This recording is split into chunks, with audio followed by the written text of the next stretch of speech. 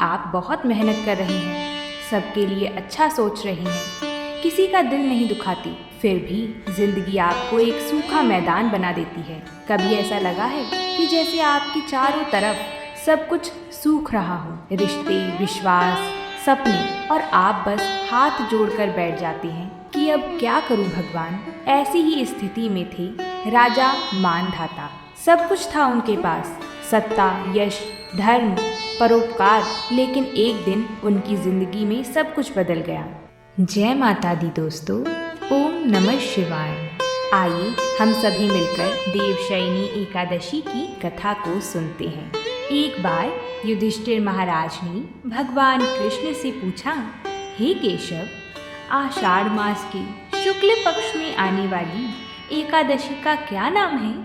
इस दिन के पूजनीय देवता कौन हैं तथा इस व्रत की विधि क्या है? विस्तार पूर्वक सब कुछ बताओ प्रभु। तब भगवान श्री कृष्ण ने कहा, हे पांडुपुत्र युधिष्ठिर, एक बार नारद जी ने ब्रह्मा जी से यही प्रश्न पूछा था। तब ब्रह्मा जी ने कहा कि नारद, तुमने कलयुग में प्राणी मात्र के उद्धार के लिए सबसे श्रेष्ठ प्रश्न पूछा है, क्योंकि एकादशी का व्रत सब व्रतों में उत्तम होता है। इसके व्रत से सभी पाप नष्ट हो जाते हैं। इस एकादशी का नाम देवशयनी एकादशी है। यह व्रत करने से भगवान विष्णु बहुत प्रसन्न होते हैं। इस संबंध में मैं तुम्हें एक पौराणिक कथा सुनाता हूँ, तुम ध्यानपूर्वक श्रवण करो।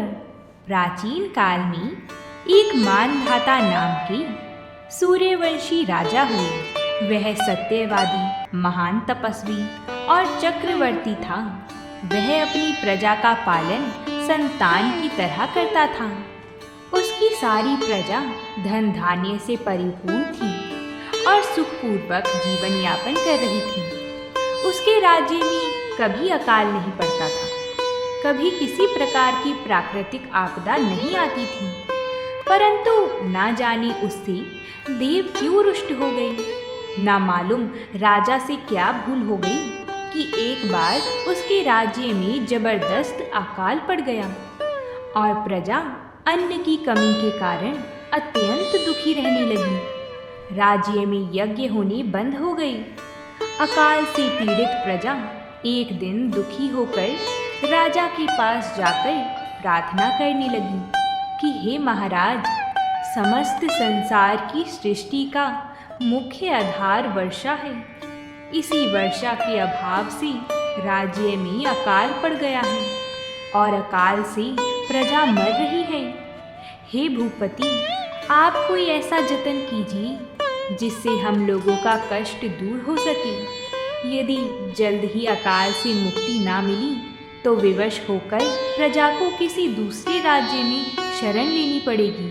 प्रजाजनों की बात सुनकर राजा ने कहा, आप लोग सत्य कह रही हैं। वर्षा ना होने से आप लोग बहुत दुखी हैं। राजा के पापों के कारण ही प्रजा को कष्ट भोगना पड़ता है। मैं बहुत सोच विचार कर रहा हूँ, फिर भी मुझे अपना कोई दोष दिखाई नहीं दे रहा है।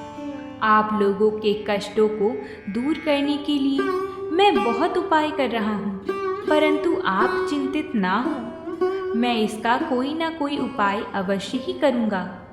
राजा के वचनों को सुनकर प्रजाजन चले गई। राजा मानधाता भगवान की पूजा कर कुछ विशेष व्यक्तियों को साथ लेकर वन की ओर चल दिए। वहाँ एक ऋषि मुनियों के आश्रम में घूमते घूमते अंत में वह ब्रह्मा जी के मानस पुत्र अंगिरा ऋषि के आश्रम में पहुँच गई। रथ से उतरकर राजा आश्रम में चला गया। वहाँ ऋषि अभी नित्य कर्म से निवृत्त ही हुए थे कि राजा ने उनके सम्मुख पहुंचकर उन्हें प्रणाम किया। ऋषि ने राजा को आशीर्वाद दिया, फिर पूछा, हे राजन, आप इस स्थान पर किस प्रयोजन से पधारे हैं, सो हमें कहिए। राजा ने कहा, हे महर्षि, मेरे राज्य में 3 वर्षों से वर्षा नहीं हो रही है। इससे मेरे राज्य में अकाल पड़ गया है और प्रजा बहुत कष्ट भोग रही है। राजा के पापों के प्रभाव से ही प्रजा को कष्ट मिलता है, ऐसा शास्त्रों में लिखा है। मैं धर्म अनुसार राज्य करता हूँ, फिर यह अकाल कैसे पड़ गया, इसका मुझे अभी तक पता नहीं लग सका। अब मैं आपके पास उसी संदेह की निवृत्ति के लिए आया हूँ। आप कृपया करिए और मेरी इस समस्या का निवारण करके मेरी प्रजा के कष्टों को दूर करने के लिए कोई उपाय बतलाइए। सारा हाल सुनने के बाद ऋषि ने कहा, हे भूपति, इस सतयुग में धर्म के चारों चरण सम्मिलित हैं। यह युग सभी युगों में उत्तम है। इस युग में केवल ब्राह्मणों को ही तप करने और वेद पढ़ने का अधिकार है, किंतु आपके राज्य में एक शूद्र तप कर रहा है। इसी दोष के कारण आपके राज्य में वर्षा नहीं हो रही है। यदि आप प्रजा का कल्याण चाहते हैं तो शीघ्र ही उस शूद्र का वध करवा दें। जब तक आप यह कार्य नहीं कर लेते तब तक आपका राज्य अकाल की पीड़ा से कभी मुक्त नहीं हो सकता। ऋषि के वचन सुनकर राजा ने कहा, हे मुनि श्रेष्ठ, मैं उस निरपराध तप करने वाली शूद्र को नहीं मार सकता। किसी निर्दोष मनुष्य की हत्या करना मेरे नियमों के विरुद्ध है और मेरी आत्मा इसे किसी भी स्थिति में स्वीकार नहीं करेगी। आप इस दोष से मुक्ति का कोई दूसरा उपाय बतलाइए। राजा को विचलित जानकर ऋषि ने कहा, हे राजन, यदि आप ऐसा नहीं चाहते हो तो आषाढ़ मास के शुक्ल पक्ष की देवशयनी नामक एकादशी का विधान पूर्वक व्रत करो। इस व्रत के प्रभाव से तुम्हारे राज्य में वर्षा होगी और प्रजा भी पूर्व की भांति ही सुखी हो जाएगी, क्योंकि इस एकादशी का व्रत सिद्धियों को देने वाला है और कष्टों से मुक्त करने वाला है। ऋषि के इन वचनों को सुनकर राजा अपने नगर वापस आ गया और विधि पूर्वक देवशयनी एकादशी का व्रत किया। इस व्रत के प्रभाव से राज्य में अच्छी वर्षा हुई और प्रजा को अकाल से मुक्ति मिली। इस एकादशी को पद्मा एकादशी भी कहते हैं। इस व्रत के करने से भगवान विष्णु प्रसन्न होते हैं। अंततः मोक्ष की इच्छा रखने वाले मनुष्य को इस एकादशी का व्रत करना चाहिए। अगर आप सभी ने यहाँ तक कथा को सुना है तो वीडियो को एक लाइक ज़रूर कर दें, ताकि आप सभी के सुझाव से और लोगों तक भी यह कथा जा पाए और वह भी इस कथा का लाभ उठा सके। आइए अब हम सुनते हैं देवशयनी एकादशी के दिन प्रभु श्री हरि योग निद्रा में क्यों चले जाती हैं। इसके पीछे भी एक पौराणिक कथा है। एक बार राजा बलि ने तीनों लोकों पर कब्जा कर लिया था। तब सभी देवी देवता परेशान हो गए थे। भयभीत होकर देवराज इंद्र भगवान विष्णु से मदद मांगने के लिए उनके पास पहुंचे। तब श्री हरि ने अपना वामन अवतार धारण कर लिया और भिक्षु के रूप में राजा बलि के पास दान मांगने पहुंचे।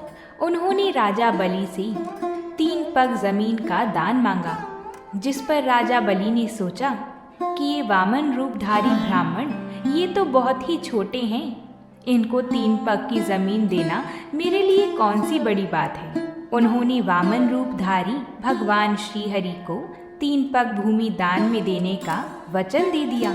तभी भगवान वामन देव ने अपने शरीर को बढ़ाना शुरू कर दिया, जिसमें वह पहली पग में समस्त दिशाओं सहित संपूर्ण पृथ्वी और आकाश को नाप लेते हैं और दूसरे पग में उन्होंने स्वर्ग को नाप लिया। अब तीसरा पग रखने को कुछ भी शेष नहीं बचा था। तो राजा बलि ने अपना वचन पूरा करने के लिए अपना शीश आगे करते हुए निवेदन किया कि प्रभु अपना तीसरा पग मेरे शीश पर रखिए। राजा बलि की यह दान वीरता देखकर भगवान विष्णु बहुत प्रसन्न हुए और राजा बलि के इस दान और समर्पण से खुश होकर भगवान विष्णु ने बलि को पाताल का अधिपति बना दिया और वर मांगने को कहा। तब राजा बलि ने भगवान से पाताल लोक में बसने की इच्छा जताई। भगवान विष्णु ने अपने भक्त बलि की इच्छा पूरी की और वह पाताल चले गए। भगवान की पाताल लोक में जाने से सभी देवी देवता और देवी लक्ष्मी चिंतित हो गईं। अपने पति को वापस लाने के लिए माँ लक्ष्मी ने गरीब स्त्री का रूप धारण कर राजा बलि के पास पहुंची और राजा बलि को राखी बांधकर देवी लक्ष्मी ने उन्हें अपना भाई बना लिया और बदले में भगवान विष्णु को पाताल लोक से वापस ले जाने का वचन ले लिया। भगवान विष्णु ने राजा बलि को निराश न करते हुए ये वरदान दिया कि वो हर साल आषाढ़ शुक्ल एकादशी से कार्तिक शुक्ल एकादशी तक 4 माह तक पाताल लोक में ही योग निद्रा में निवास करेंगे। तभी से भगवान श्री हरि इन 4 मास में योग निद्रा में चले जाते हैं। इसी बीच भगवान शंकर पूरे ब्रह्मांड को संभालते हैं और यही कारण है कि सावन माह में भगवान शंकर की पूजा भी की जाती है। तो बोलिए भगवान श्री हरि की जय हो, भगवान शंकर की जय हो। तो दोस्तों, कैसी लगी आपको यह कथा? कमेंट करके हमें ज़रूर बताएं और प्रभु का नाम जप करते हुए प्रभु का स्मरण करते रहिए। और ऐसी ही अद्भुत पौराणिक कथाओं के लिए हमारे चैनल को सब्सक्राइब करें। प्रेम से बोलिए जय माता दी।